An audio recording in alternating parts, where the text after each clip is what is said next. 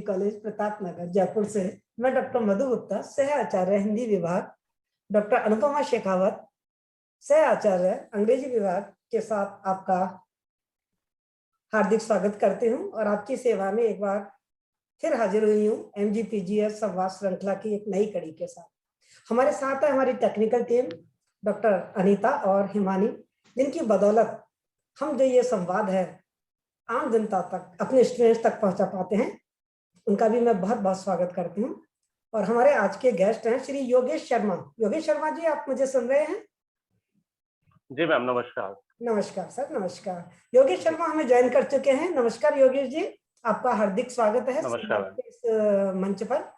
पहले तो योगेश जी धन्यवाद। बताना चाहूंगी कि इस संवाद श्रृंखला में हम विभिन्न क्षेत्रों में हाथ आजमाए हुए काफी जो अनुभवी लोग हैं, जिन्होंने अपने जीवन में काफी संघर्ष करके कोई मुकाम प्राप्त किया है, ऐसे व्यक्तित्वों से हम अपने स्टूडेंट्स को मिलवाते हैं, जिनसे उनको मोटिवेशन मिले और वो विभिन्न क्षेत्रों की नॉलेज प्राप्त कर सके कि किस क्षेत्र में क्या स्ट्रगल होता है और हमें यदि पर्टिकुलर किसी क्षेत्र में जाना है तो हमें क्या करना है, क्या मोटो बनाना है, क्या उद्देश्य बनाना है, तो हम उनसे उनकी मुलाकात करवाते हैं। और इसके लिए योगेश जी हम अपने महाविद्यालय की जो प्रिंसिपल हैं प्रोफेसर शुभा शर्मा, उनका बहुत बहुत धन्यवाद करते हैं कि उन्होंने हमको संवाद का ये रास्ता बताया कि आप इस बच्चों को उस भविष्य से मिलवा सकते हैं जो उनके सपनों में रहता है। योगेश जी, कल आज सुबह मैं आपको प्रोफाइल पढ़ रही थी, तो उस प्रोफाइल में मैंने उतार चढ़ाव को देखा, और जब मैं उतार चढ़ाव को देख रही थी तो मुझे सोहनलाल द्विवेदी की बहुत चर्चित कविता है, सोहनलाल द्विवेदी की, तो कविता मुझे याद है, तो मेरी बहुत पसंदीदा कविताओं में से एक कविता है। क्या आप सुनना चाहेंगे उस कविता को? जरूर मैडम। लहरों से डरकर नौका पार नहीं होती, सुनी होगी आपने, लहरों से डर के नौका पार नहीं होती और कोशिश करने वालों की कभी हार नहीं होती। हार नहीं होती। जीवन में ये साफ दिखाया है, आप कभी हारे नहीं, कोशिश करते रहे। 2001 में आपने IDBI बैंक में एज ए सेल्स एग्जीक्यूटिव महीने आपने काम करने के बाद, और आपने ICICI जो बैंक है वहां पर हाउसिंग फाइनेंस में सेल्स एग्जीक्यूटिव का काम किया। देन फिर आप आगे बढ़े और 2002 में आपने गवर्नमेंट एजुकेशन जो ऑफिस है उसमें एज ए कंप्यूटर ऑपरेटर भी काम किया। लेकिन आपने यहाँ विराम नहीं लिया। नन्ही चींटी जब दाना लेकर चढ़ती है, नन्ही चींटी, मैं आपको प्रोफाइल देख रही थी ना तो मुझे सारी चीजें याद कि नन्ही चींटी जब दाना लेकर चढ़ती है, चढ़ती दीवारों पर 100 बार फिसलती है, मन का विश्वास, रगों में विश्वास, साहस बढ़ता है, चढ़कर गिरना, गिरकर चढ़ना ना अखड़ता है, मेहनत उसकी बेकार नहीं हर बार होती, कोशिश करने वालों की हार नहीं होती, और आपकी भी नहीं होती, आपकी भी हार नहीं हुई। उसके बाद आपने इलेक्ट्रा एकेडमी मुंबई से 2003 में प्रोफेशनल मेकअप आर्टिस्टरी का कोर्स किया, ग्रेजुएशन कोर्स किया आपने, और देन आपने 2004 में अपना जो ये प्रोफेशनल मेकअप आर्टिस्ट का जो कोर्स काम है वो आपने शुरू कर दिया। आपने मुंबई की जो बॉलीवुड फिल्म नगरी है, फैशन की दुनिया है और एड की इंडस्ट्रीज है, इसमें आपने अपने हाथ आजमाने शुरू कर दिए।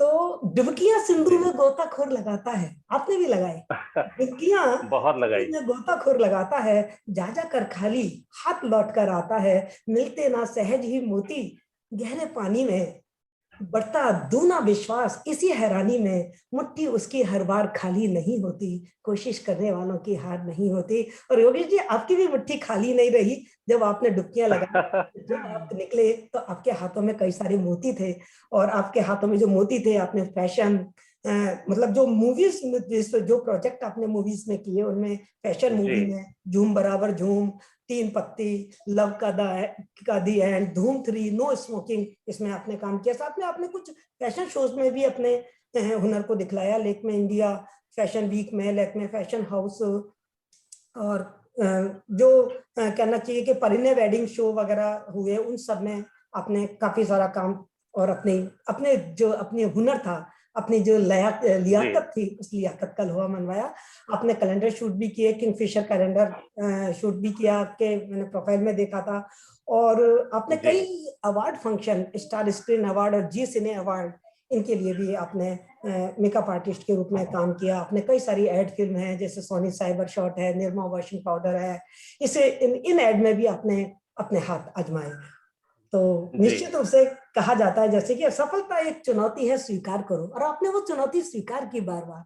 असफलता एक चुनौती है, स्वीकार करो, क्या कमी रह गई देखो और सुधार करो, जब तक ना सफल हो नींद चैन की त्यागो तुम। और निश्चित रूप से आपने भी इस मुकाम तक आते आते कई रातें अपनी काली की होंगी। तो जब तक सफल हो नींद चैन की त्यागो तुम, संघर्षों का मैदान छोड़कर मत भागो तुम। और आप भागे भी नहीं, कुछ किए बिना ही जय जयकार नहीं होती, कुछ किए बिना ही जय जयकार नहीं होती, और कोशिश करने वालों की हार नहीं होती। और योगेश जी, आपकी भी जय जयकार हुई, बहुत जय जयकार हुई। आपने इंडिया का जो बेस्ट मेकअप आर्टिस्ट अवार्ड 2018 का वो आपने जीता, जो आपको दिल्ली में दिया गया। उसके बाद आज आप hair and beauty organization Rajasthan के वाइस प्रेसिडेंट हैं। 2011, 12, 12, 13 और 13, 14 लगातार आप 3 टेन्योर में आप वहां के वाइस प्रेसिडेंट रहे। और उसके बाद आपने रुख किया अपने होम टाउन जयपुर का। क्या आप अपनी मिट्टी से भी जुड़े रहे? मिट्टी से भी आपने अपना नाता नहीं तोड़ा। आप जयपुर आए और जयपुर आकर आपने अपने खुद का एक सैलून और एकेडमी खोली। और आपका एक सपना था कि मैं जयपुर के बच्चों को इस आर्ट, इस हुनर को सिखाऊं, जिससे वो अपने पैरों पे खड़े होकर और ना केवल अपनी रोजी रोटी कमा सकें, बल्कि जो उनके अंदर ये हुनर है, उनकी जो हॉबी है, उस हॉबी को डेवलप करूं। और बहुत बहुत बधाई योगेश जी आपके सफलतापूर्वक जो आपने यात्रा तय की उस यात्रा के लिए। Thank you ma'am. और आज आप एक जाने माने मेकअप आर्टिस्ट तो हैं, और आप भारत के हर जगह कोने कोने में जो वेडिंग डेस्टिनेशन वेडिंग होती हैं वहां आपकी बहुत जबरदस्त डिमांड है। तो ऐसे गेस्ट का हम स्वागत करते हुए काफी खुशी और अनुभव कर रहे हैं। बहुत बहुत स्वागत योगेश जी आपका। Doctor Anupama Maheshwari girls PG college में अंग्रेजी विभाग की सह आचार्य हैं। उनके मन में ढेर सारे प्रश्न उठ रहे हैं, उनका चेहरा देख रही है, उनके मन में ढेर सारे प्रश्न। मैं योगेश जी से ये भी पूछ लूं और ये भी पूछ लूं और वो भी पूछ लूं। तो जी जरूर, आप तैयार हो जाइए। और योगेश जी आप तैयार हैं हमारे जिज्ञासुओं के प्रश्न जवाब देने के? बिल्कुल। ओके जी बिल्कुल। Over to Anupama. Thank you ma'am, thank you very much.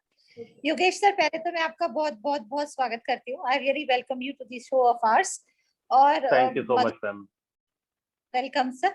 और मधु मैम ने बहुत अच्छा बोला, हमने बहुत एरियाज के लोगों का अभी तक हमने संवाद के अंदर इंटरव्यू ले डाला है। तो आपका एक आयाम, आपका जुड़ना एक हमारे संवाद को एक नया आयाम, नया डायमेंशन देगा, इसमें कोई दो राय नहीं है। तब अभी मैं मन लगा के आपका इंट्रोडक्शन सुन रही थी। Right from CICI up to Mumbai, बहुत ही लंबी रही होगी और बहुत ही स्ट्रगल्स। सर, इसमें से कौन से वो जो मुख्य पड़ाव हैं जो आप आज भी, अगर अपन यहाँ संवाद पे डिस्कशन करें, तो कौन से मुख्य पड़ाव हैं जो आप आज भी याद करते हैं? Which were the milestones of your career sir, कि ये मेरे करियर का माइलस्टोन था? मैं वो चीजें याद करता हूँ जब मैं ICICI बैंक में था, IDBI बैंक में था, और एजुकेशन डिपार्टमेंट में भी मैंने थोड़े टाइम काम किया। बट मैंने अपने आप को फील किया कि मुझे कभी सिटिंग जॉब पसंद नहीं है और बैठ के मैं काम नहीं कर सकता। तो जब मैं बैठ के काम नहीं कर सकता, क्योंकि मुझे पर्सनली घूमना बहुत पसंद है और चीजों को एक्सप्लोर करना बहुत पसंद है। तो जब घूमना पसंद है तो ऑब्वियसली आप एक जगह बैठ के वो काम नहीं कर सकते हो। तो मैंने अपने आप को वहां से थोड़ा सा टर्न अप किया, एजुकेशन लाइन से काम करते करते। फिर अपने आप को मैंने कुछ नेचर के साथ में हमेशा जुड़ा रहा। तो नेचर के साथ में जुड़ने से मेरे को कलर्स में बहुत मजा आता है, लाइक ब्यूटीफुल डिफरेंट कलर्स देखना और उनके शेडिंग्स जो होती है वो देखना मेरे को बहुत अच्छा लगता है। तो एक बचपन से मेरी एक ख्वाहिश थी कि मैं कभी बड़ा होके फिल्म इंडस्ट्री में काम करूं या फिर फिल्म स्टारों को देखूं। मैं एक छोटे बच्चे की, सभी की, आज अपन किसी से भी पूछे तो सबका एक ड्रीम होता है कि मैं आज इस एक्टर से मिलना चाहता हूँ या उस एक्ट्रेस से मिलना चाहता हूँ। ये एक ड्रीम सबके मन में होता है, जो मेरे भी मन में था। तो मेरी एक ये मन की इच्छा छोटी थी जिसको मैं लेके गया, तो आगे बढ़ता गया। और मैंने एक टारगेट बनाया अपने लाइफ में कि मेरे को ये काम करने के बाद में मेरे को साथ में मैंने जॉब करते करते जॉब के साथ में अपना काम स्टार्ट किया, सीखना। और मैं जब यहाँ पर जॉब करता था तो महीने में मतलब एवरी मंथ मेरा बॉम्बे ट्रैवल होता था और मैं 5 दिन की कभी 7 दिन की ऐसे वर्कशॉप करता था, वहां पर जाके सीखता था। और वो टाइम स्लॉट हमको बुक करना होता था और वो बुक करके फिर मैंने वहां से सीखा। और सीखने के बाद में जब मेरे को कंप्लीटली मैं रेडी हो गया, देन उसके बाद में मैंने वहीं पे काम करना शुरू किया। और मेरे एक गुरु हैं, बहुत ही रिनाउंड मेकअप आर्टिस्ट है, जो कि लैक्मे के ब्रांड एम्बेसडर थे। उनको मैंने फॉलो अप किया कि सर मुझे आपको असिस्टेंट करना है और अपना असिस्टेंट बना लीजिए। एंड ही सेड कि नहीं, मेरे पास अभी टाइम बहुत है, लाइक बहुत सारे लोग मेरे क्यू में है जो कि मेरे को असिस्ट करना चाहते हैं और अभी ऑलरेडी मेरे पास में जगह फुल है। बट स्टिल उन्होंने मेरे को जब जब बोला कि आप मेरे को इस दिन फोन करो, इस वक्त फोन करो, मैंने फॉलो अप करके एग्जैक्टली सेम टाइम पे सेम डे पे उनको फॉलो अप लिया, फोन किया। और उसका रिजल्ट ये निकला कि नेक्स्ट 6 महीने में, जहां पे उन्होंने मेरे को वो 4 साल बोले थे, वहीं मेरे को 6 महीने के अंदर उन्होंने कॉल किया। और फर्स्ट वेडिंग मेरी थी रवीना टंडन के साथ में, जो रवीना टंडन उनको मामा भी मानती है। और वहीं पे उदयपुर में उन्होंने मेरे को बुलाया और वो फर्स्ट वेडिंग उनके साथ में मैंने की। और देन उसके साथ में मैं उनको रेगुलरली असिस्ट करता गया। वहीं से मेरा स्ट्रगलिंग टाइम और जो मेरा इंडस्ट्री का टाइम था वो स्टार्ट हुआ। बहुत बढ़िया, बहुत बढ़िया, बहुत बढ़िया। सर ये बताइए, आप एजुकेशन में भी रहे और मैम बता रहे थे कि बहुत सारे अपने करियर के मकाम देखे, वो किक कब मिली सर? ये वाला तो एक होता है ना, सलमान खान की मूवी रही थी किक, जी वो करियर जी तो वो क्या मैम, ये वो हाँ, वो किक मेरे को जब मिली, लाइक मैं ऑब्वियसली मैं जॉब कर रहा था एजुकेशन डिपार्टमेंट में। मेरे फादर खुद सेक्रेटरीट में एजुकेशन डिपार्टमेंट में प्राइवेट सेक्रेटरी थे और फिर उन्हें उनका भी जॉब चेंज होता गया। तो उनने मेरे को कहीं ना कहीं एक एज ए लाइक उसके ऊपर लगता है कॉन्ट्रैक्ट बेस पे, तो उनने मेरे को लगाया कि आप यहाँ पर काम करो। दिन भर मैं घूमता था लाइक बैंक के काम से, तो उनने बोला कि एक जगह बैठ के काम करेगा तो वो ज्यादा ठीक रहेगा। बट जब पैर में जब कहते हैं ना कि चक्कर होता है तो आप बैठ नहीं सकते हो। तो एग्जैक्टली मैंने 1-1.5 साल वो जॉब किया होगा मैक्सिमम।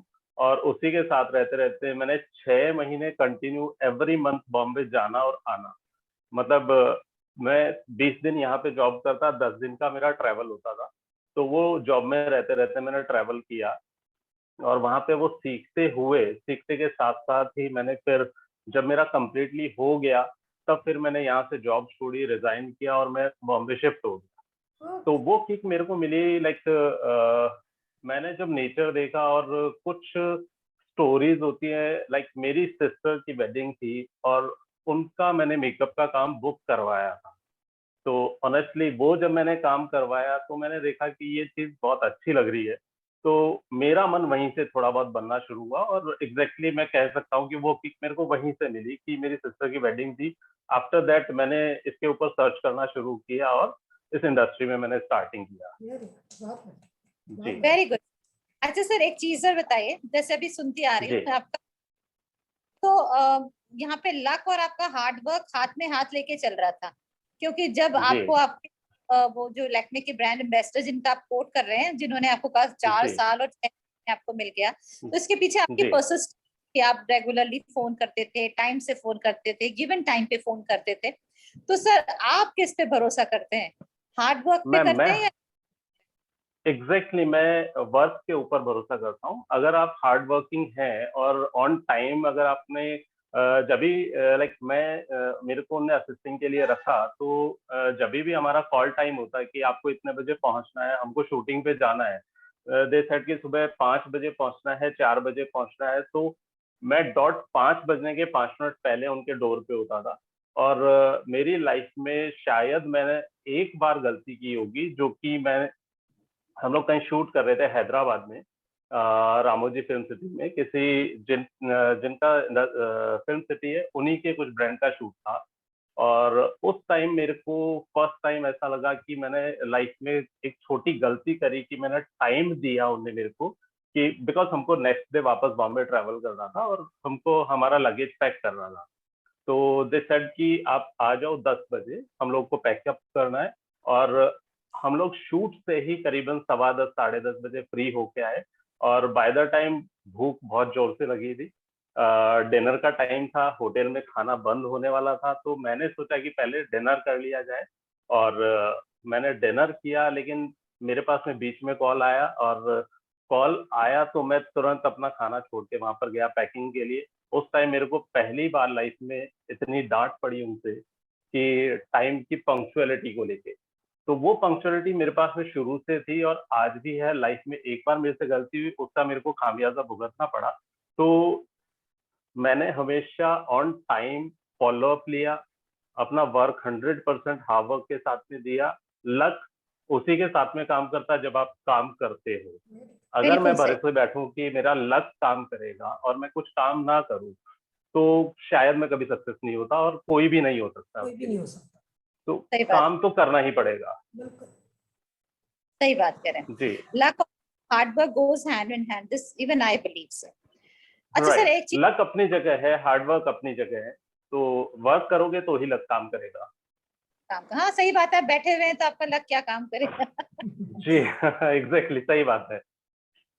ठीक है सर। अच्छा एक चीज और बताइए sir, since you are being जी, एसोसिएटेड फिल्म इंडस्ट्री, और घर का छोटा बच्चा भी, मतलब मेरे घर में एक मेरी नोन में एक सबसे छोटी बच्ची है, हार्डली 2-3 years ओल्ड। उससे बोलते हैं बेटा क्या बनेगी, बोलती है आलिया भट्ट।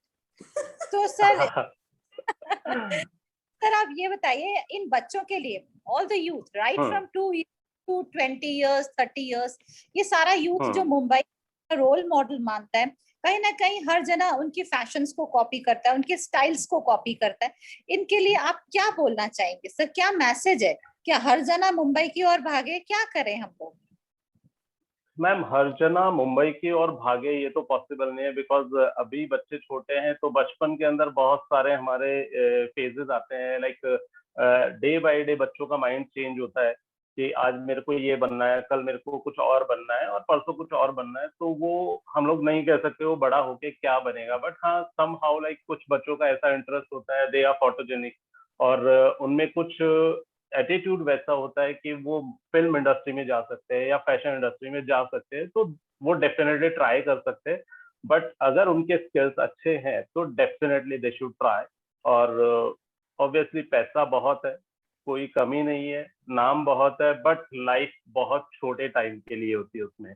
फिल्म और फैशन इंडस्ट्री में स्पेशली फॉर द गर्ल्स अगर हम बात करें तो उनका लाइफ बहुत कम होता है, बहुत कम टाइम के लिए वो वहां पर काम कर सकते हैं। और मेल आर्टिस्ट की अगर हम बात करें तो वो थोड़ा लंबा चलते हैं, but it is not necessary कि हर कोई उस मुकाम पे पहुंच पाए, बिकॉज बहुत स्ट्रगल है। मुंबई कहते हैं ना, मुंबई एक ऐसी सिटी है कि जहाँ पे आपने मुंबई ने अगर हाथ पकड़ लिया तो आप वापस नहीं आओगे, आप वहीं पे बस जाओगे। आप आपका पता नहीं दिन अलग और रात अलग होगी।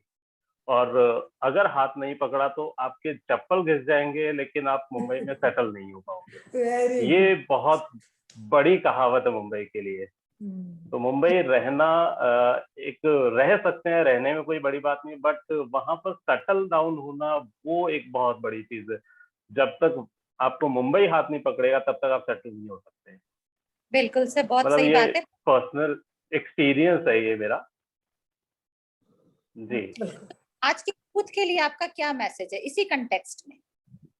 मैम मेरा यूथ के लिए जो मैसेज रहेगा वो हमेशा ये रहेगा, जो भी उनको करना है डेफिनेटली दे कैन डू। उसके लिए कभी भी पीछे ना हटे, हार ना माने। देखिए लाइफ है, लाइफ में अप एंड डाउन बहुत आते हैं, और अप एंड डाउन के साथ में आपको स्ट्रगल भी बहुत आएगा, और ऐसे फेजेस आएंगे जहाँ पे आपको बहुत तकलीफ होगी, और उस वक्त आप गिव अप करने की सोचेंगे। लेकिन गिव अप नहीं करना है, आपको करना है, आगे बढ़ना है। अगर आपका टारगेट पूरा है, अचीव करना चाहते हो, तो आपको गिव अप नहीं करना है। कितनी बार गिरे आपको बढ़ते चलना है, कितनी प्रॉब्लम आए आपको करना ही है। लाइक मैं अगर अपनी बात करूँ तो मुंबई में जब मैं बैचलर टाइम पे था और जब भी मैं रहता था, तो आई वॉज ट्रेवलिंग, लाइक मेरे पास उतने पैसे नहीं होते थे कि मैं टैक्सी से ट्रैवल करूँ या कैसे करूँ। तो मैं use to have like train से ट्रैवल करना है, और उसके साथ में मैं मेरा रिक्शा के पैसे भी बचाने की कोशिश करता था कि वो पैसा भी मेरा बचे।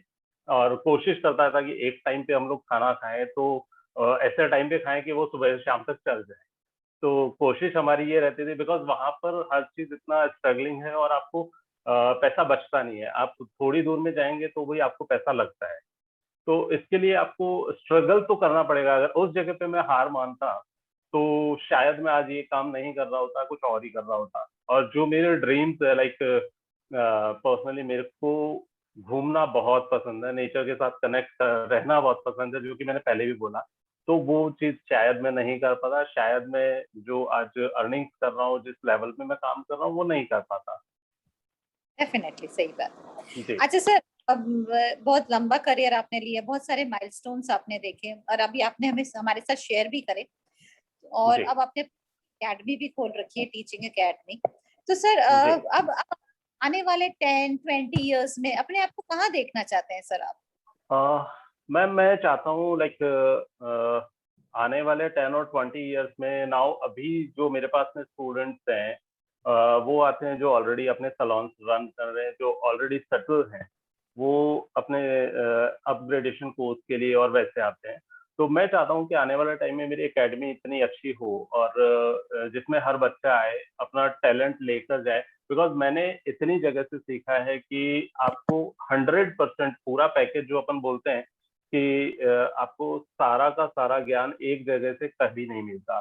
कहीं से कुछ आपको मिल रहा है, कहीं से कुछ मिल रहा है, तो आपको अलग अलग इन्वेस्ट करने की जरूरत पड़ती है उस जगह पे। तो मैं चाहता हूँ कि जब मैं नए बच्चों को सिखाने के लिए आऊँ, तो उनको हर चीज एक ही जगह पे अवेलेबल हो, और वो मेरे एकेडमी में कहीं से भी बच्चे आ सकते हैं, कोई प्रॉब्लम नहीं है, और उनको पूरा चीज एक इन्वेस्टमेंट पे सब चीजें वहीं पे मिले। प्लस लाइफ टाइम की उनके साथ में गारंटी हो कि फ्यूचर में कभी भी प्रॉब्लम हो तो वो बिना फीस के मेरे से शेयर कर सके और उसको सीख सके, जो कि आज भी बहुत मैं करता हूँ। जो मेरे ऑलरेडी स्टूडेंट्स हैं उनके साथ में मैं करता ही हुआ था। बहुत अच्छी बात है सर, वेरी गुड। जी और इसी एज अ गुरु, टीचर से ट्रेनर से आप गुरु वाली कैटेगरी में आ जाते हैं सर। जी मैम। तो ये ज्यादा जरूरी होता है कि हम टीचर ट्रेनर से फिर हम गुरु बन जाएं। दिस इज जी वेरी।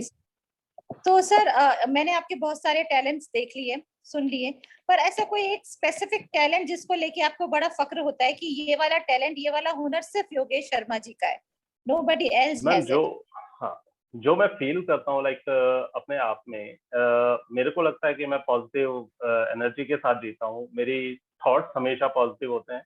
लाइक मैं नेगेटिव नहीं सोचता और मैं सोचने की कोशिश भी नहीं करता। प्लस मैं अपने क्लाइंट्स के साथ में या वट एवर जो भी कोई मेरे को मिलता है, मैं उनके साथ में बड़ा जेन्युइन और हम्बल रहने की कोशिश करता हूँ। लाइक कभी भी मेरा ऐसा नहीं रहता है कि मैं उनके साथ में रूड तरीके से बात करूँ।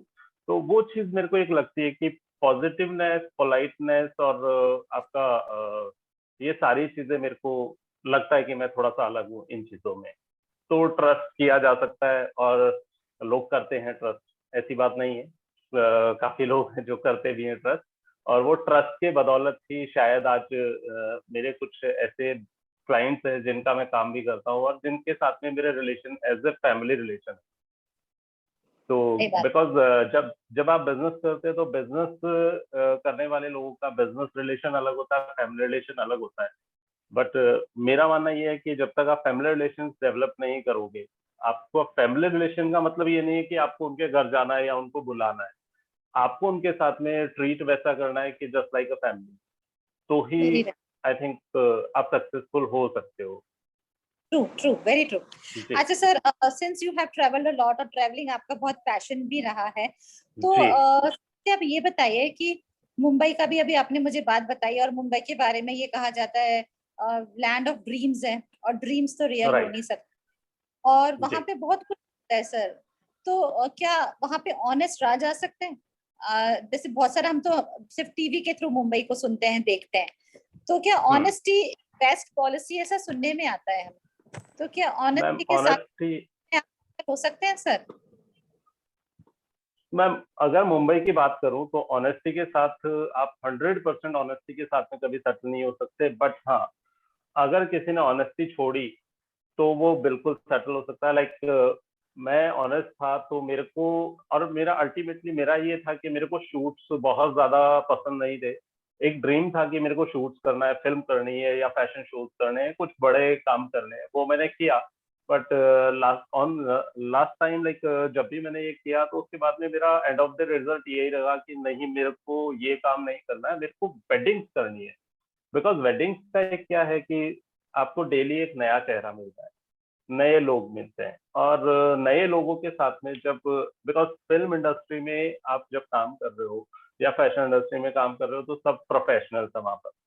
तो प्रोफेशनल्स के साथ में जब आप काम कर रहे हो तो यू आर ऑल्सो प्रोफेशनल, तो आपका रिलेशन सिर्फ उतना ही रह जाता है। बट जब आप एक फैमिली के साथ जुड़ते हो, जब एक वेडिंग करते हो, एक फैमिली के साथ जुड़ते हो, तो आपका एक पर्सनल अटैचमेंट होता है, उनकी मेमोरीज के साथ में आप शामिल होते हो। लाइक उनका लाइफ का सबसे बड़ा इवेंट होता है, एक ब्राइड का उसकी लाइफ का सबसे बड़ा इवेंट होता है उसकी शादी, और उस इवेंट में अगर आप उसका छोटा भी कहीं पार्ट हो तो वो आपको हमेशा याद रखेंगी, और उस याद के साथ में वो कहीं ना कहीं आप उनके माइंड में रहोगे।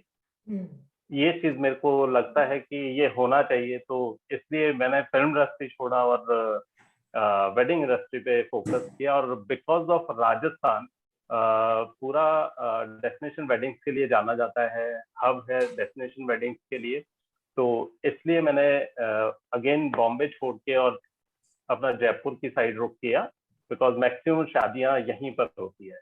सही बात कह रहे हैं, और बहुत तो सर मेरा लास्ट क्वेश्चन आज का आपसे जी। आपने इतने सारे हीरोइंस और इतनी सारी मैं मूवीज का नाम ले रही थी, which is the actor actress जिनको आपने मेकअप करना आपको लगा सबसे अच्छा लगा? कौन है जिनके साथ आप मतलब with whom you would really like to paint face again and again, जिनका आप वापस बार बार चेहरा करना चाहेंगे? Who is the artist? Ma'am actress Deepika Padukone, obviously मैं उनका काम तब से कर रहा हूँ जब वो मॉडल थी, और सोनी साइबर शॉट जो हम बात कर रहे हैं उसका भी एड दीपिका पादुकोण ने किया था। और उसके पहले जब फैशन शोज होते थे तो फैशन शोज में दीपिका पादुकोण और अपना कैटरीना कैफ, ये दोनों मॉडल्स थी, इनका मैं तब से काम कर रहा हूँ, तो मेरे को काफी अच्छा लगा इनका काम करके। और they are like natural beauty, तो उनका काम करने में बड़ा मजा आता है। तो जब नेचुरल ब्यूटी मिलती है तो उसको एनहेंस करने की कुछ जरूरत नहीं होती है, बहुत ज्यादा कुछ करने की जरूरत नहीं होती है, और लगता है कि कुछ न्यू क्रिएशन कर सकते हैं उनके फेस पे। तो जो ऑलरेडी भगवान ने क्रिएटेड किया हुआ उसको और क्रिएशन करने में कुछ अलग मजा आता है। बिल्कुल बहुत धन्यवाद Yogesh ji. Thank you so much ma'am. एक छोटी सी जिज्ञासा मेरी है, कई बार मैंने सुना है, जी बताइए। बताइए कि ये जो रजत पट पे फिल्म के पर्दे पे जो इतने खूबसूरत चेहरे दिखाई देते हैं, क्या ये वाकई इतने खूबसूरत होते हैं या आप बना देते हैं इनको इतना खूबसूरत? मैम एक्चुअली मैं अगर सच बोलूं तो कुछ मेकअप का कमाल होता है, कुछ वो होते हैं, और कुछ कैमरा क्वालिटी का कमाल होता है। तो लाइट, कैमरा और एक्शन तीनों चीजें वहां पे वर्क करती है, और उसके साथ में ऑब्वियस है कि मेकअप नहीं होगा तो वो चीजें नहीं दिखेंगी। क्या बात तो है? जब तक मेकअप नहीं होगा तो वो खूबसूरती आएगी नहीं, बिकॉज कैमरा हर वो गलती पकड़ लेता है जो आप मेकअप के पीछे छुपा देते हो, वो नहीं पकड़ पाता है। अगर मेकअप नहीं किया तो हर गलती पकड़ लेगा। क्या बात है! तो इसका मतलब ये है योगेश जी, आप सौंदर्य को गढ़ते हैं, सौंदर्य बनाते हैं, क्रिएट करते हैं। बिल्कुल, आप कोशिश करते हैं, सौंदर्य पे राज करते हैं। लेकिन मैं तो साहित्य की स्टूडेंट हूँ, तो थोड़ा साहित्य की दृष्टि से देखती हूँ, और साहित्य में ये देखा गया है कि सौंदर्य, वाकई सौंदर्य बहुत खूबसूरत चीज है, लेकिन सिर्फ तन की सुंदरता नहीं, मन की सुंदरता भी बहुत जरूरी है। मन की सुंदरता भी बहुत जरूरी है, और वो जो मन की सुंदरता है वो आपके चेहरे पर आ ही जाती है कहीं ना कहीं से, है ना? तो सुंदरता वरदान हम दोबारा से ज्वाइन करते हैं, है ना? यदि बंद हो जाए तो आप दोबारा से ज्वाइन कर लीजिए। सुंदरता वरदान, सुंदरता अभिशाप हुआ करती है। सुंदरता वरदान ऐसा कहा जाता है, सुंदरता वरदान, असुंदरता अभिशाप हुआ करती है। सुंदरता की श्री सुषमा ही जीवन को धन्य किया करती है। सुंदरता है अमृत, असुंदरता कुरूपता जहर कहर है। मन सुंदर तो सब सुंदर है, मन सुंदर तो सब सुंदर है। विद्या बुद्धि ज्ञान धन दौलत तेरे पास विपुल बहु तेरे। विद्या बुद्धि ज्ञान धन दौलत तेरे पास विपुल बहु तेरे, लेकिन परम पुरुष तो केवल मन की सुंदरता को हेरे है। अजर अमर मन की सुंदरता, बाकी सब कुछ तो नश्वर है, मन सुंदर है तो सब सुंदर है। शायद आप मेरी इस बात से इत्तेफाक रखेंगे कि बिल्कुल मैं सहमत हूँ, बिल्कुल। और आपका मन मुझे काफी खूबसूरत लगा योगेश जी, मैंने देखा आपका मन, आपके विचार। मैंने अभी जो सुन रही थी, आपने बहुत अच्छी बात है। टाइम, आप मतलब समय का प्रबंधन कैसे करते हैं और किस तरीके से समय प्रबंधन से आप इस ऊंचाइयों पे गए, और आज के युवा के लिए आपका ये जो समय प्रबंधन का टाइम मैनेजमेंट जो बहुत सूत्र दिया है, ये वाकई उनके लिए एक अनुकरणीय सूत्र है। यदि वो इसको मानेंगे तो आगे बढ़ेंगे। एक चीज आपने बहुत अच्छी सिखाई, कभी गिव अप मत करो। जीवन में अवसर आएंगे, लेकिन आपको कभी गिव अप नहीं करना है। और एक आपने बॉम्बे के बारे में जो बात कही कि हाँ, जो बॉम्बे है वो सपनों की दुनिया है। मुझे हैदर रजा, जो हमारे बहुत बड़े चित्रकार हैं, उनकी कहानी मैंने पढ़ी थी, उनकी जीवनी मैंने पढ़ी थी। वो बिल्कुल आप जैसा स्ट्रगल उनका था, वो भी इसी तरीके से बॉम्बे की तरफ गए थे। और जैसे आप कह रहे हैं ना कि बॉम्बे या तो हाथ पकड़ लेता है और नहीं तो आपकी चप्पल घिसवा देता है। तो हैदर राजा का भी उन्होंने हाथ पकड़ लिया था, लेकिन क्या उन्होंने रातें काली की थी, गैलरियों में सोया करते थे वो। लेकिन ठीक है, सफलता ने उनका भी हाथ पकड़ा। तो इन्हीं शुभकामनाओं के साथ हम आपसे विदा लेंगे कि आप अपने तन और मन दोनों को ही सुंदर और सुरक्षित बनाए रखें। आपका इकबाल और बुलंद हो, आपका इकबाल और बुलंद हो, दुनिया पर छाते रहें सितारे चांद सूरज सब, आपके जमाल से घबराते रहें हम, ऐसे कुछ ना कुछ बहाना बनाते रहें और आपको बुलाते रहें। आप अपनी नॉलेज और अनुभव के साथ यूं ही हमारे बीच आते रहें, यूं ही हमारे बीच आते रहें। Thank you so much Yogesh ji. Thank you so much ma'am, thank you so much. कल फिर मिलते हैं हम एक नए संवाद के साथ, एक नए व्यक्तित्व के साथ। Thank you.